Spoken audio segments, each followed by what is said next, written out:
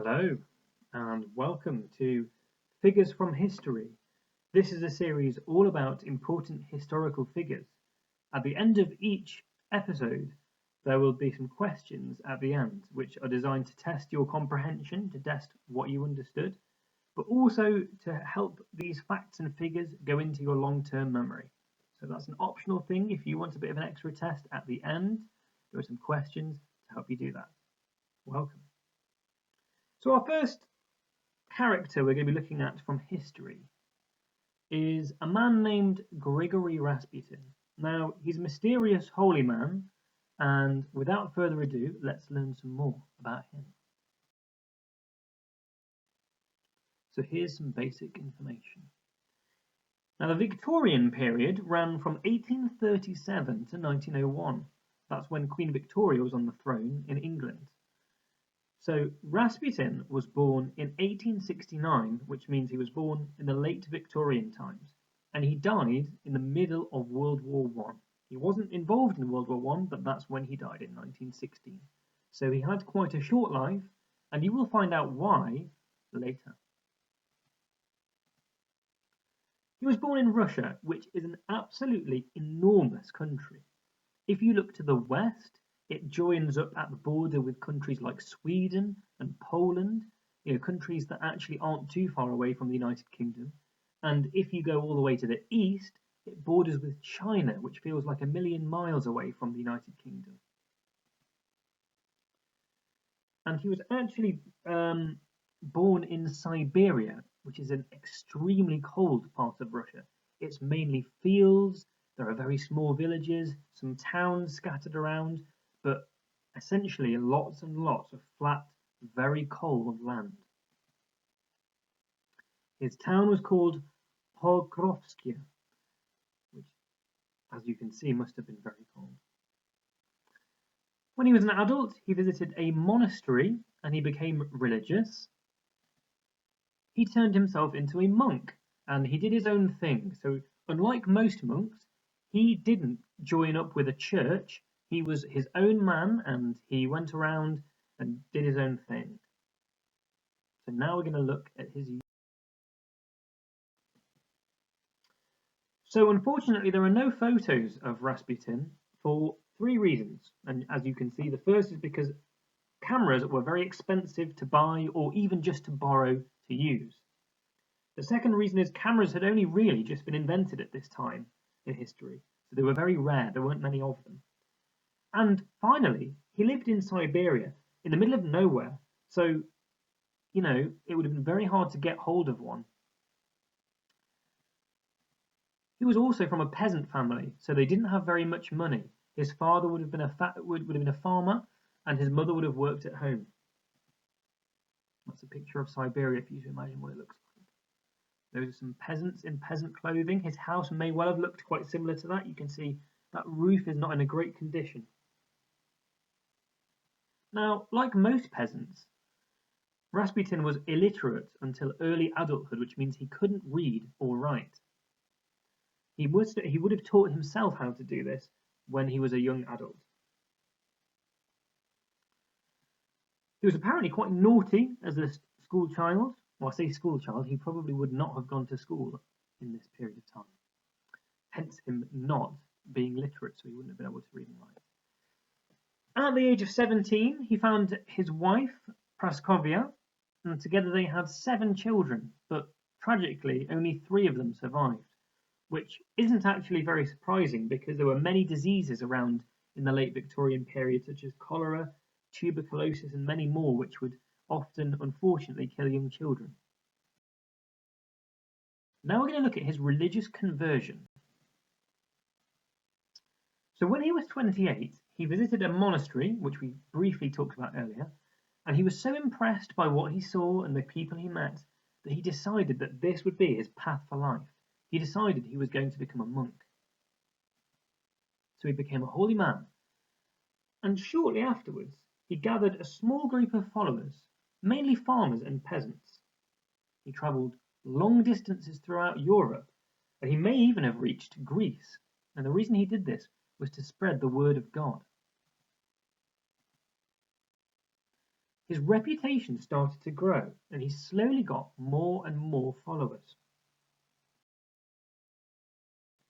Now we're coming to the part of his life where he became really quite famous.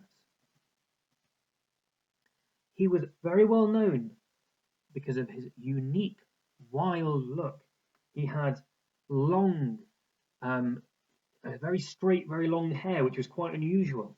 He had I'll actually leave the eyes until you see a photo and you can think about them for yourself.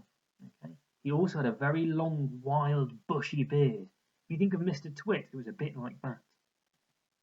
Look at those eyes. People who would listen to him speak got completely lost in those eyes. They said that when there were crowds coming to see him speak, because this is how famous he got everybody, people said that they couldn't look away from him because his eyes were that fascinating. He was also 6'4" tall, which is extremely tall. We've talked about that they couldn't look away from him.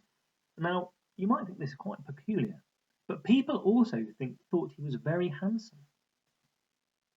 And there were all kinds of rumours about this mysterious holy man who'd come from the middle of nowhere in Russia, but was now bringing these huge crowds. Who was he? There were rumours that he was doing lots of sort of things that monks weren't meant to do. There were rumours that he was a witch. There were rumours that he was able to command magic.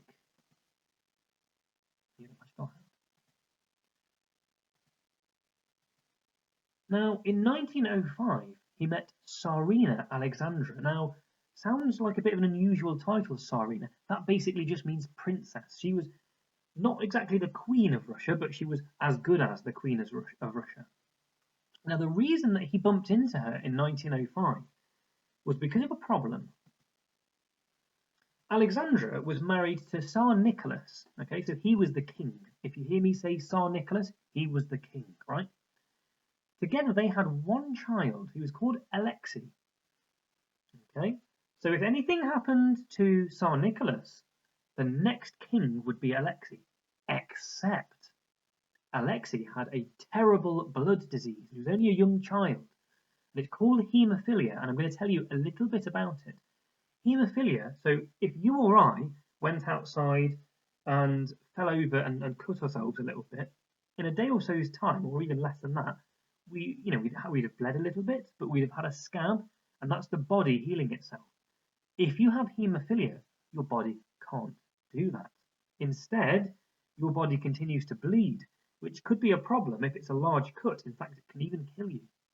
So Alexandra was desperate for somebody to help her poor child. And so she met Rasputin.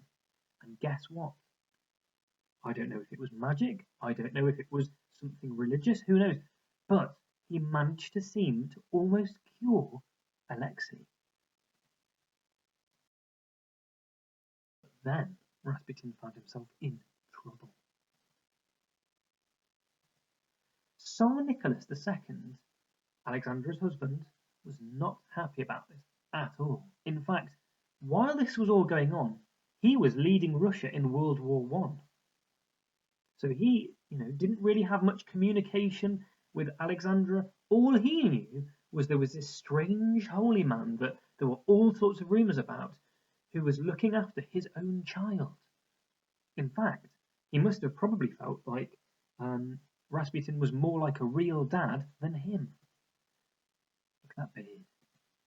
So Nicholas II must have become very jealous. Like that. And he ordered Rasputin to be killed. The first thing that happened, well, I say the first thing because you know how cats have 9 lives? Well, I think Rasputin may have secretly been a cat. They took him to a fancy dinner. They gave him some lovely, lovely wine, but they poisoned it. He drank the wine, everyone waited, but nothing happened. So it didn't kill him. So then, 2 men pulled out guns and shot him. But that didn't kill him.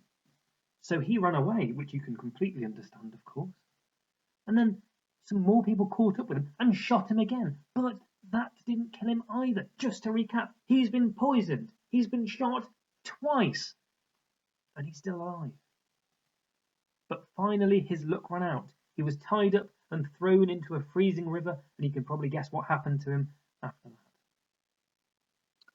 Now, his death, after all that time, is one of the reasons why he's famous, and that's one of the reasons why we're talking about him today.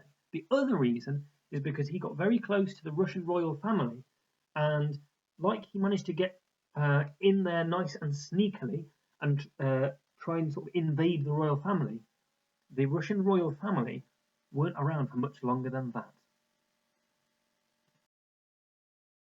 Questions that you can have a go at.